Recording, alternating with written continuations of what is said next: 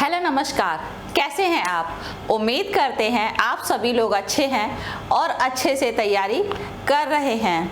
और साथ में जो यूपी लेखपाल के बच्चे पेपर देके आए हैं तो उन लोगों से हम कहना चाहेंगे कि कुछ बच्चे जिन्होंने बहुत मेहनत की है और कुछ बच्चे ने क्या हुआ है कि उन्होंने नकल से नंबर अपने आप उनके ज़्यादा हो जाएंगे।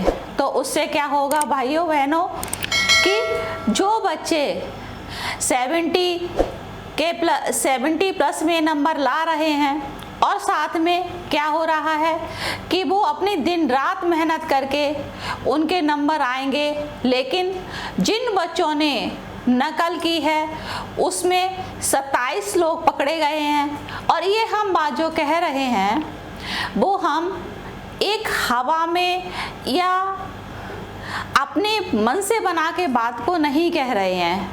आपने न्यूज़पेपर वगैरह में भी देखा है कि सेंटरों में भी छापे पड़े और लोगों ने ब्लूटूथ से नकल की और किसी ने एक सामूहिक नकल की। तो इससे क्या हो रहा है, इससे जो बच्चों ने रियल में दिन रात मेहनत करके एक कर दिया है और साथ में क्या हुआ है कि बहुत से बच्चे यूपी लेखपाल में जो भर्ती हो रही है और जो एग्ज़ाम दे के आए हैं तो उसमें से बहुत से गरीब बच्चे हैं। तो उनसे पूछिए कि उन्होंने कितनी मेहनत की और साथ में कि जिनके माँ बाप ने थोड़ा थोड़ा सा पैसा इकट्ठा करके बच्चों की तैयारी में लगा दिया। उससे क्या होता है, जो गरीब बच्चे हैं मेहनत कर रहे हैं, साथ में 70% नंबर आ रहे हैं, लेकिन वो भी एक तरह से उनकी खतरे की घंटी है।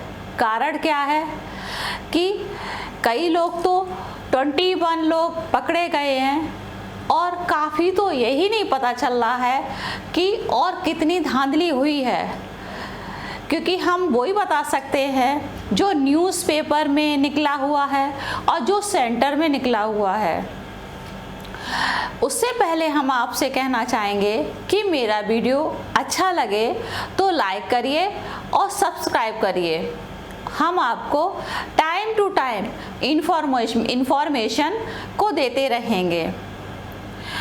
अब आप कहेंगे कि अब हम क्या करें, तो देखिए बच्चे आप लोग समझदार हैं। अगर आप में हिम्मत है, आपको लगता है कि मेरे साथ बेईमानी हुई है, तो आप कोर्ट में जा सकते हैं। और अगर एक जाएगा तो कोई फ़ायदा नहीं है। जिन बच्चों का रियल में मेहनत की है और उनके नंबर नहीं आएंगे, तो सब लोग जब सामूहिक रूप में जब कोई अपनी बात को रखेंगे तो उससे क्या होगा, उससे बात में एक यूनिटी रहेगी। क्योंकि जो दबदबा होता है वो एक पर्सन अगर व्यक्ति कहेगा तो उसकी बात को ठुकरा दिया जाएगा। और उन जो गरीब बच्चे हैं और मेहनत की है, कई बच्चे ऐसे हैं कि वो आगे मेहनत नहीं कर सकते हैं, कई फैमिली सिचुएशन हैं, बहुत सारी होती हैं। तो उससे क्या होता है कि बच्चों का मनोबल टूटता जाता है। आपने खुद ही देखा होगा कि यूपीएसआई में जो पेपर हुआ था उसमें करप्शन हुआ और लखनऊ में कितना धरना दिया गया। क्योंकि हम कोई बात कह रहे हैं तो वो प्रूफ के साथ कह रहे हैं। आप लोगों के दिमाग में ये नहीं कि मैं मनोबल बच्चों का डाउन कर रही हूँ, ऐसा नहीं है।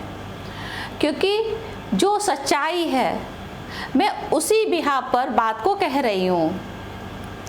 तो हम आप लोगों से यही कहना चाहेंगे कि अगर कोई भी बात अगर आपके साथ ऐसा लग रहा है कि मेरे साथ न्याय नहीं हुआ है, तो सभी बच्चे जितने भी बच्चे हैं तो सभी बच्चे अपनी बात को पहले एक होइए, उसके बाद क्या करेंगे, अपनी बात को इकट्ठा होके एक साथ कहिए, क्योंकि जो एकता में दम है वो किसी में नहीं है।